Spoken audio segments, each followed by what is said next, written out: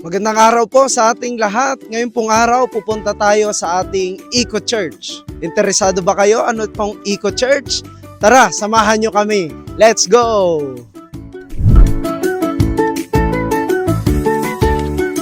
Ayan, magandang araw po muli sa ating lahat. Ngayon, nandito tayo sa ating unang Eco Church. Dito po yan sa Dasmariñas, tapat po ng PCU, Philippine Christian University. Ano pong ginagawa natin dito sa ating Eco Church? So dito po, makikita natin tayo ay nagpapatakbo ng negosyo. Anong negosyo po ito? Ito po ay K-Food o Korean Restaurant. Ayan. Ngayon po, nandito tayo ngayon sa ating restaurant at ito po ang Eco Church Pastor dito po sa ating restaurant. Okay, so Pastor, ang pangalan niya po ay Pastor Danmark. Pastor, kamusta po ang ministry po dito sa ating Eco Church? Ayun, magandang umaga po sa ating lahat at ako nga po pala si Pastor Danmark, ang pastor po sa lugar na ito. At ang ministry po natin sa lugar na ito ay campus ministry at yung every Sunday na gawain po natin. At bukas po, magkakaroon po tayo ng campus ministry or tatawag po nating KFC, Korean Food Culture, na kung saan sa pamamagitan po ng pag-iimbita natin sa mga estudyante, gusto po natin silang share ng gospel. At sa pamamagitan po nito, gusto po natin silang imbitahan sa Sunday worship service. At ngayon po, kami po ay masaya dahil sa tuwing nagkakaroon po kami ng gawain every Sunday, hindi lang po yung mga estudyante natin, kundi po pati yung residential po natin, yung mga nakatira po dito, ay napunta rin po dito, may mga bata, meron din po mga nagtatrabaho, kaya po talagang maganda po yung nangyayari dito at hopefully na mas dumago pa po ang ating ministeryo dito. Kaya maraming salamat po. Yan, maraming salamat po sa pakikinig dito kay Pastor Danmark. So, pagpalain ka ng Panginoon, Pastor.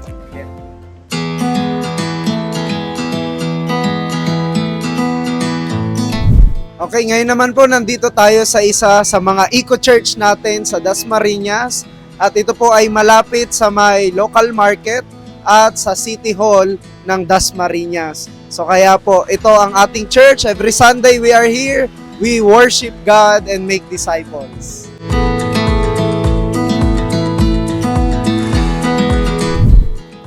Kamusta po dito ngayon yung ating pag-disciple? Yun nga ang maganda po dito sa ating mga Eco Churches. Hindi lang ito business, pero ito po ay para rin sa pagwiwin ng kaluluwa. So in this church, we are doing our discipleship. So sa ngayon, dahil bago pa lang, meron tayong dalawang group ng discipleship. Every Sunday and every Saturday. At nagtuturo din po tayo ng music class with our churches in this place.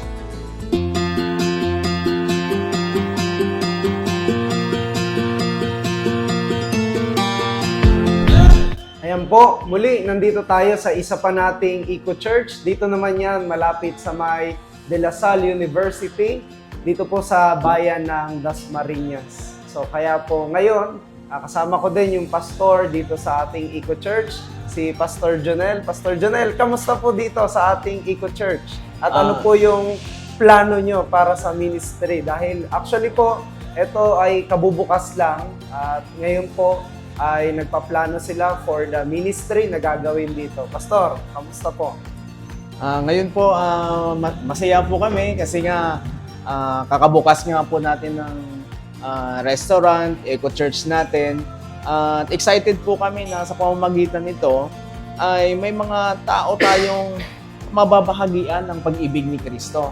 Kaya nga po ang ginagawa namin sa bawat paghain namin ng pagkain, at kapag nagkaroon ng pagkakataon, ay naibabahagi po namin yung pag-ibig ng Diyos at iniimbitahan po namin. Kasi Pastor, sa next Sunday, magsisimula na kami ng gawain dito. Wow! Wow! Salamat sa Panginoon. Hallelujah!